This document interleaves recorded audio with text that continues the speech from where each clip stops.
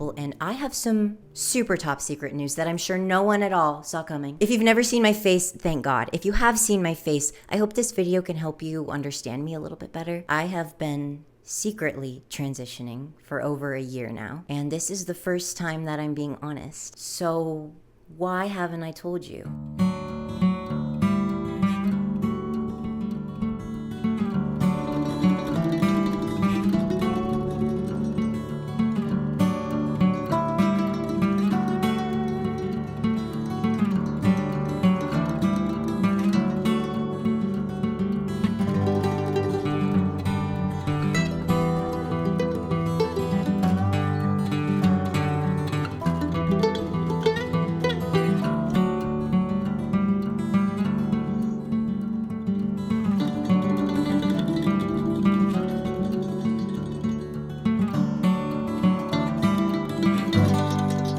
Part 0, birth. Picture this. It was a full moon, the 17th of October 2005. As I took my first breath and entered this world, I can so clearly recall my very first conscious thought. I am a transgender man. Okay, so maybe that's not exactly how it happened. Let's try again. Part 1, the first awakening. When I was about 13 or 14, I finally found the language to describe exactly what I had been feeling. A disconnect with my own reflection, the undeniable desire to be perceived by other people the same way I perceived myself. I came out to myself as trans at age 14. Yes, I experimented with my gender presentation. I bought my first binder and I wore it every single day. I wrote in my diary all about who I truly was and who I wanted to become. I imagined a future for myself where I could live without fear and present myself the way I knew I needed. But these diary entries, they all felt so far away. It was like an unattainable reality that I knew I would never be able to live. I didn't feel safe. I didn't feel accepted. I confided in my friends across the world online because the distance felt safe, and at least that way I would have an outlet, even if just a small space to truly be myself. At this point in my life, I didn't have a social circle or any in-person friends. I was extremely depressed. I didn't like to leave my room. My schoolwork was suffering. I didn't like my life, and I absolutely did not feel safe to make that step forward to come out. And during this time, I started to associate all of my problems with my identity. I took transphobic rhetoric and I internalized it. Oh, I don't have any friends. It's because I'm trans. I'm cripplingly depressed. It's because I'm trans. When in reality, all of these problems were because I wasn't living authentically as myself, but I blamed my identity entirely. I truly believed that I would never be loved, never be desired, never be treated right if I stayed on this path that took me 14 years to even get on. So in 2022, when my parents came to me and told me that we would be moving to a brand new town, I had the perfect plan. Part 2, new city, new me. We were moving from dry desert Arizona to Utah, a notoriously accepting state. I thought to myself, this is it. This is my fresh start. Now, I think most people view moving to a new city as a fresh start, but I had something extremely specific planned. How was I going to change my entire life? How was I going to finally be happy? By not being trans, of course. My plan was extremely simple.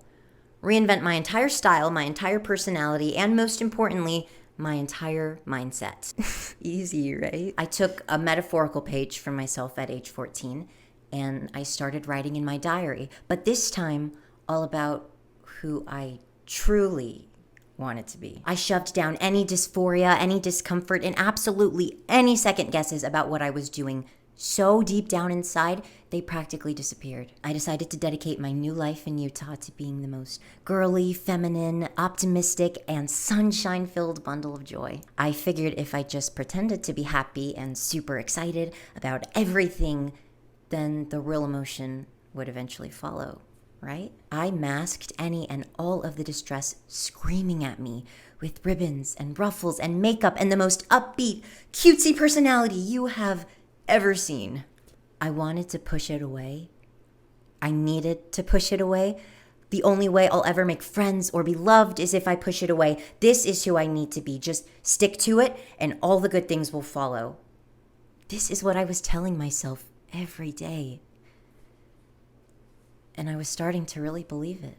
But I needed to solidify this narrative I'd fed myself. I wanted something to, without a doubt, confirm everything that I was trying so hard to believe. So that's when I decided to start posting on social media. My idea was to create a video diary of my new life where I'd share my activities and tasks in like unedited videos with timestamps. I wanted my videos to seem raw because I wanted the personality and identity I'd assigned to myself to feel genuine to other people, so I could convince myself it was genuine to me. So I posted a few videos in the summer of 2022, just talking about my day.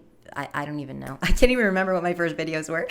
But it doesn't matter because after a few videos, I started waking up to thousands of comments. And I wasn't at all ready for the identity they would assign to me. Because all the comments had one thing in common. My voice. Hi! I'm leaving for a concert in 15 minutes, and I'm showing what is in my bag. Part 3. My voice. Okay, to get it all out of the way, yes, that was my real voice. And no, I did not fake it to get attention on TikTok. In fact, I didn't even realize my voice was like that notable or high until I started posting videos. I mean, when I was younger, like some kids in my class would say things about it, which can I say still perplexes me to this day because, hello, we are all children. None of our balls had dropped. We all sound like penny, nickel, dime. Penny, nickel, dime, penny, nickel, dime, nickel. But I digress. It was not the immediate thing someone would recognize about me. But on TikTok, oh my God, the conversation around my voice became larger than I even knew what to do with. Because on one hand, people bullied, mocked, and parodied me relentlessly. On the other hand, I found an audience of people who loved the videos I was making. They loved the girl I created in my diary, and they wanted to see more. I finally received the confirmation I'd been looking for. People liked me like this. I was making friends like this. I was traveling like this. It was damaging enough to my own identity to have my internal monologue saying these things, but now it felt all but confirmed.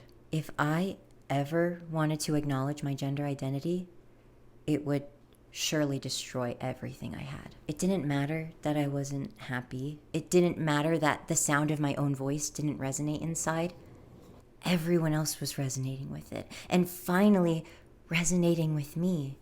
This is who I need to be. Stick to it and all the good things will follow. If I keep faking it, I'll make it. If I just go even further, I'll forget all about being 14. I'll forget about the peace I felt in my heart when my online friends would call me he. I'll forget about the binder I wore every day that still lives in the back of my drawer. Every video I posted was an attempt to convince myself that the person on the other side of the screen was who I really was. In some ways, it started to feel like just really intense performance art during all hours of the day. I was playing a character around everyone, even myself. But during this time, I wasn't even fully realizing the extent of my performance. Most days, I wouldn't even allow the thought to cross my mind before I drowned it out with more ribbons and more ruffles and more makeup. This never felt easy, but it felt solid. I knew exactly how to act. I knew exactly what to wear. I had a formula down, but not for social media, for my entire existence. My plan worked. My social media is doing well. My social life is doing well.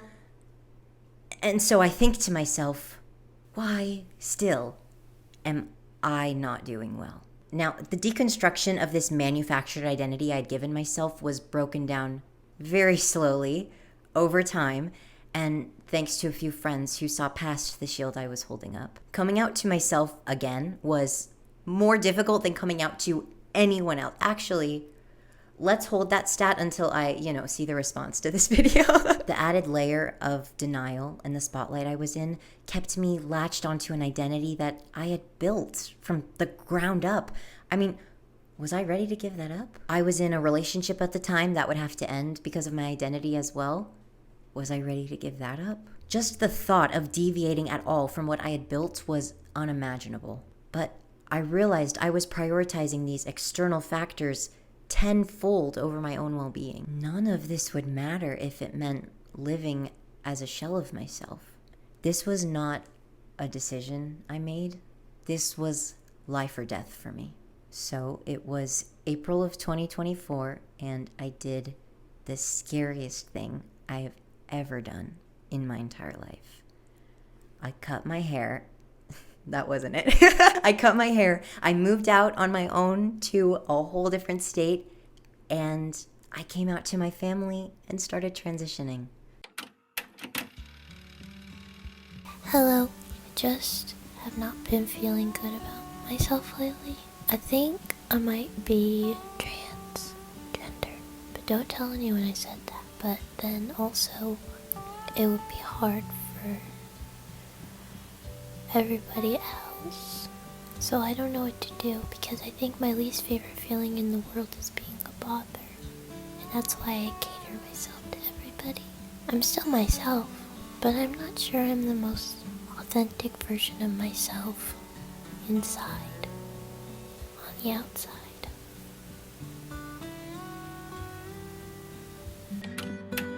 Okay, I'm about to go leave to go to the pharmacy to go pick up my testosterone. I can't believe it's real. I'm so excited. Hi, I'm Opal. And this is me one day on testosterone.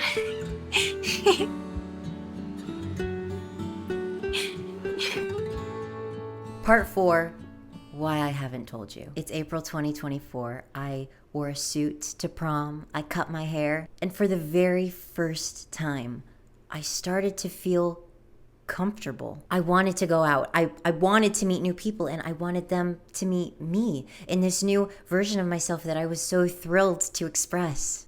I felt so good. I felt so good. And I remember just itching to show everyone online.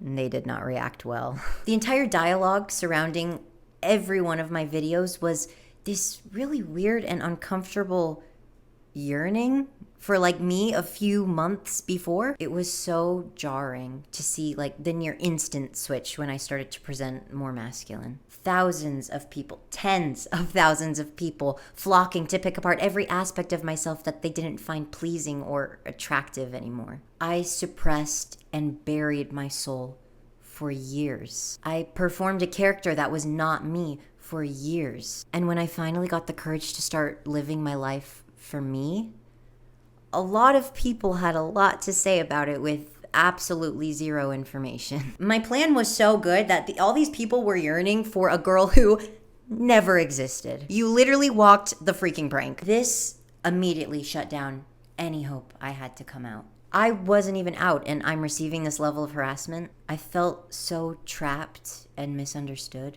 It honestly sounds like I'm saying these things in retrospect, but this is still actively going on right now. Even though before now I have never spoken about my gender identity, the questions got more invasive and the comments got more cruel, and I just felt like I could not breathe. So I've waited a very long time.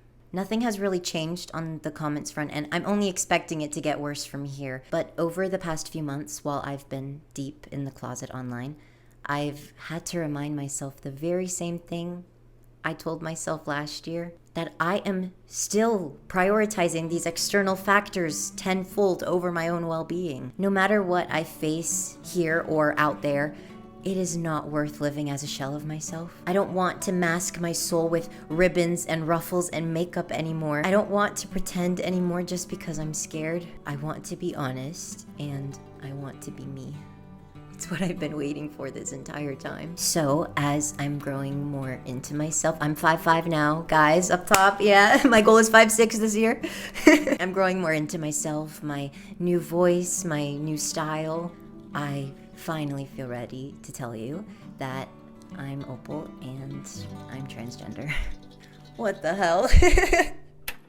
If you made it this far, thank you so much for watching. I literally cannot express to you how much this means to me. I've been working on this video for so many months. I just haven't really known what I want to say and how I want to say it. And also, I have just been absolutely terrified. I haven't felt a lot of passion in making videos because, you know, I felt like I have had to hide myself. But I'm super excited for this new era that I'm embarking on, and I'm so excited for you to be here with me. And so I'm gonna be making so many more videos. I stream on Twitch all the time, twitch.tv/thepalcave, and all of my other socials are the Palcave. Wait, I need to get my sign.